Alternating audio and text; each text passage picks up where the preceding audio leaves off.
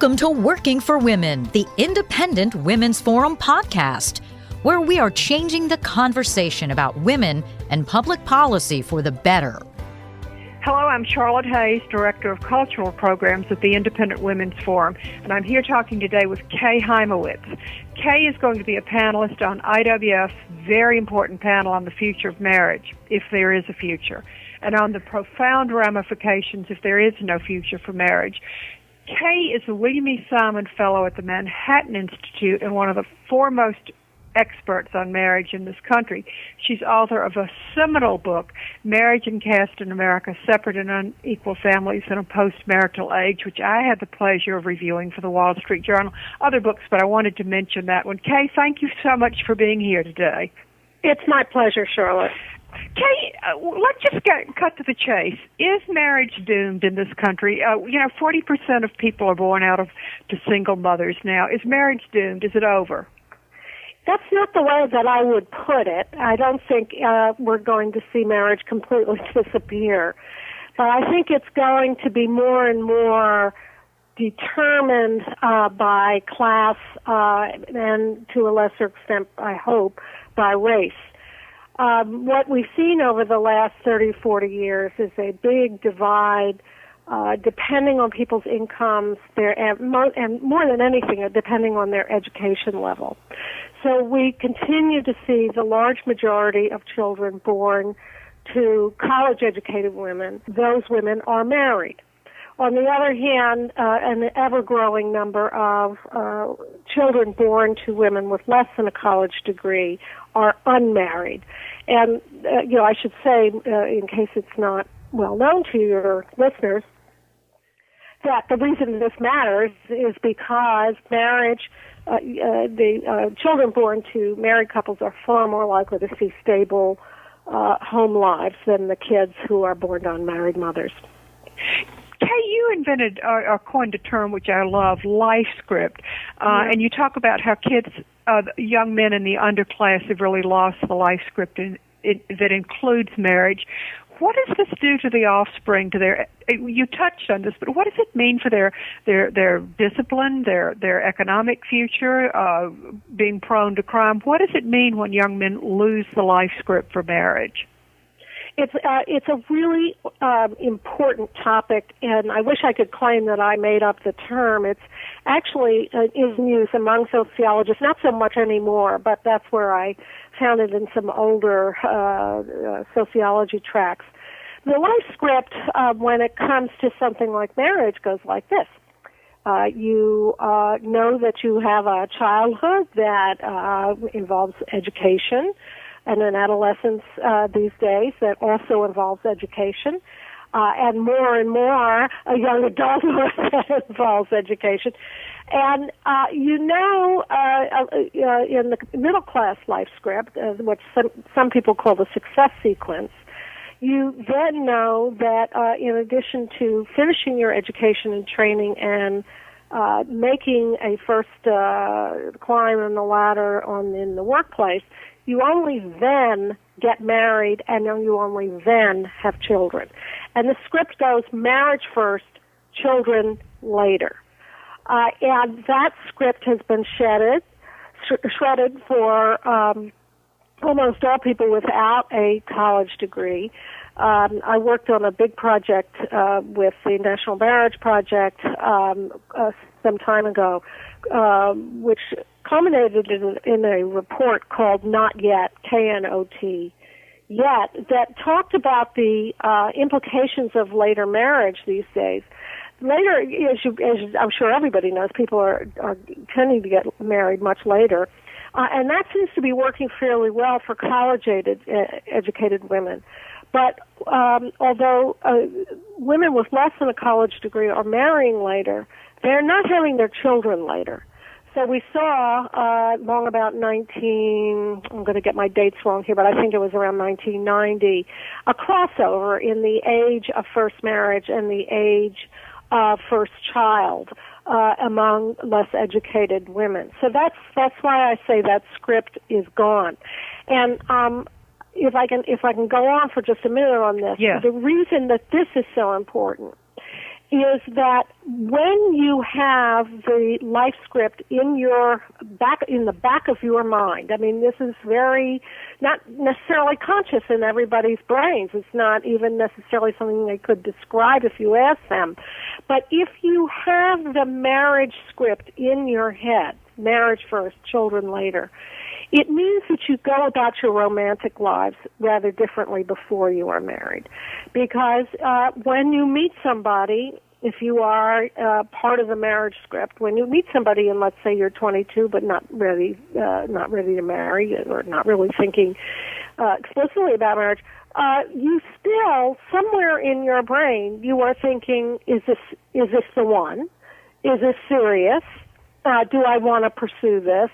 There is this ultimate goal of a serious, stable, long-term, hopefully lifelong marital relationship that helps to color every relationship you have before that.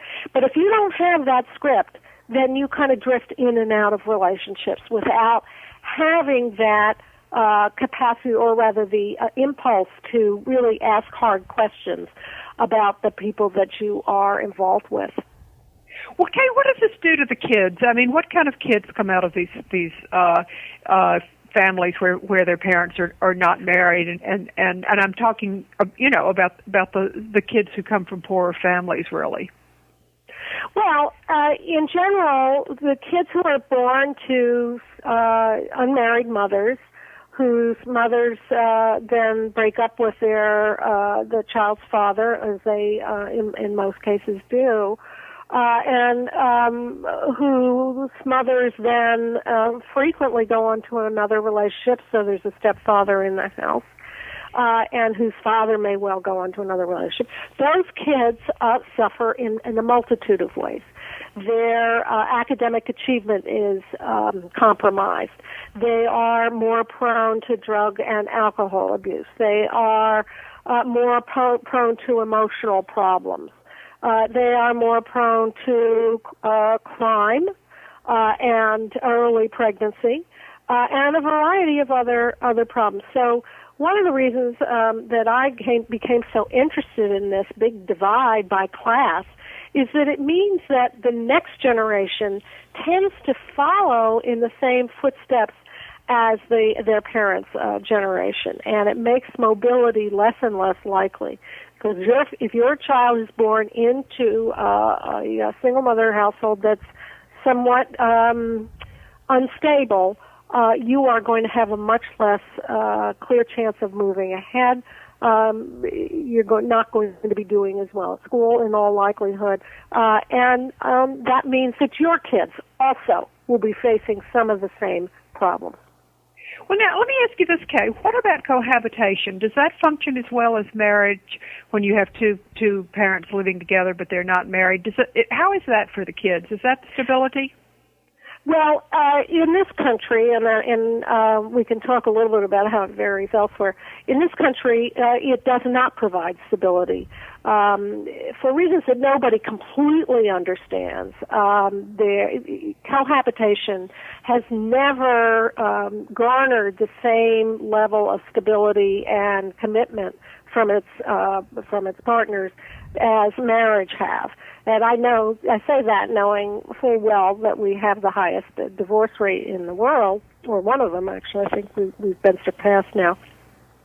But nevertheless, as bad as our divorce rate is, our cohabiting breakup rate is also extremely high. And again, given that more and more cohabiting parents are having children, cohabiting couples are having children, that means that there's more and more child disruption in children's lives. Well, now let me ask you this. We talked about college-educated women who have realized that the way to raise kids is within a marriage, and yet we're often hesitant to criticize people who behave differently, i.e., the underclass. I hate to keep using that term, and Charles Murray has said, look, what we need is more judgmentalism. Preach what you practice. Say marriage is important. What about that? Should we try to be more judgmental in dealing with people who've lost the concept of marriage? Well, first let me just clarify one point. We're not talking about underclass here. Okay. The breakdown of marriage did begin, particularly with among poor blacks, welfare-dependent blacks.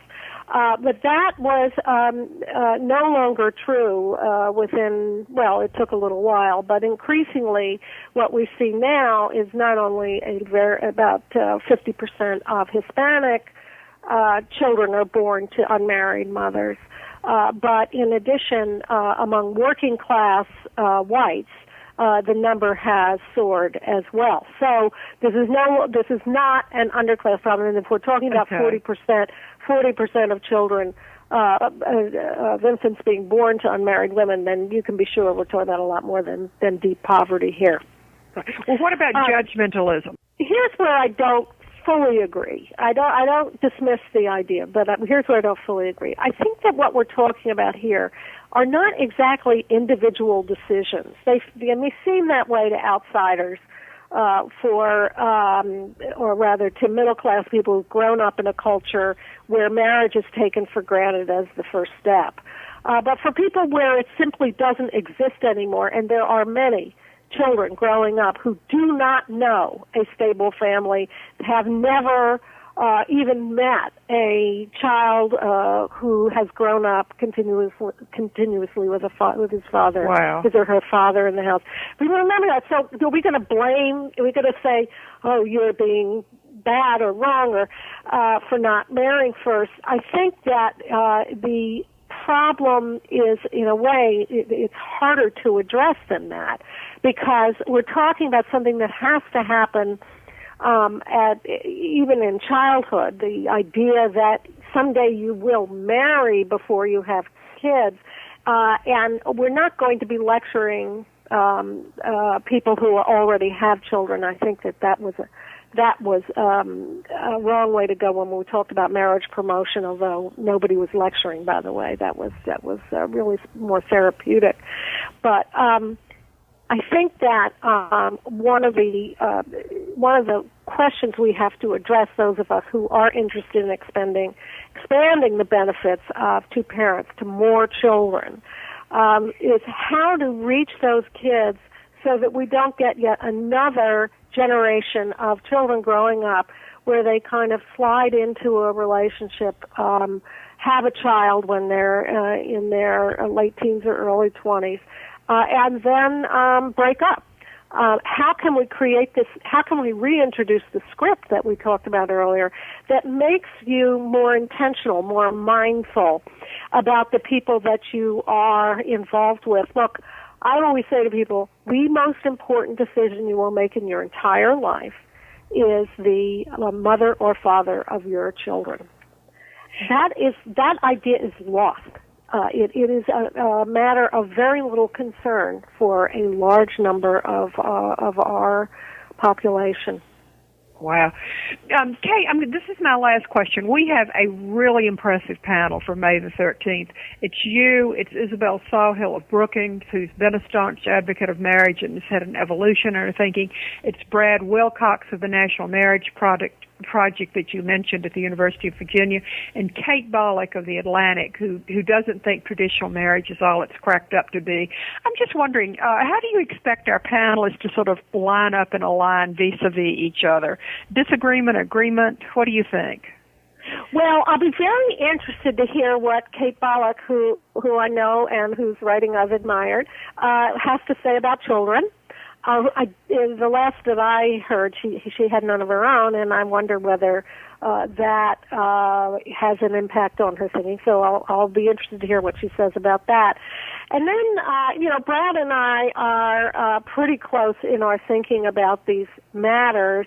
He comes from a more religious background than I do, and I don't know how much our people will find that affects our thinking. But when it comes to Belle, who I've worked with over the years also, where I disagree with her and where I hope the conversation will try to go is she isn't saying that it's not important to have a committed, stable parental couple.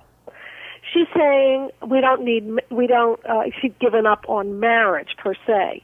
But I see no signs that we know any better how to create stable cohabiting couples than we do married couples. So I'm not sure, I would like to hear her plan for that. So, Belle, if you're listening, get ready. Kay, this is going to be one of the best panels we've ever done. I just can't imagine a better group of panelists and more interesting and exciting. And I thank you so much for your time today to discuss this extremely important issue. It's been a great conversation. And to our listeners, if you're in D.C. or anywhere near on May the 13th, please come to our wonderful panel on the future of marriage. It's just such an important topic. Go to IWF.org for details and an RSVP form. Thank you so much, Kay. Well, thank you, Charlotte. I look forward to the event. If you enjoyed listening to this podcast, please give it a thumbs up, share it on social media, or stop by IWF.org for similar content.